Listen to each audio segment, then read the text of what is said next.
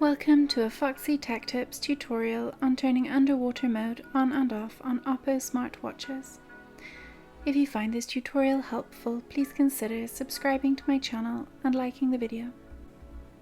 Swipe down from the top of the screen to open the quick panel. Then tap the settings cog to open the settings. Scroll to the bottom and tap Other Settings.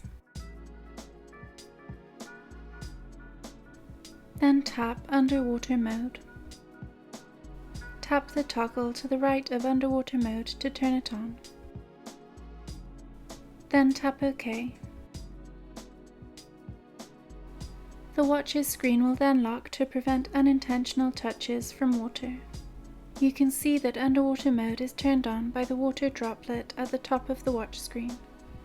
If you touch the watch screen, you will see this message. To exit underwater mode, hold down on the watch screen for 4 seconds.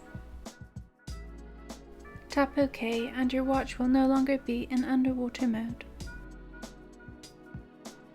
And that draws an end to this tutorial. Please like the video if you found it helpful and subscribe to Foxy Tech Tips for more Oppo watch tips and tricks.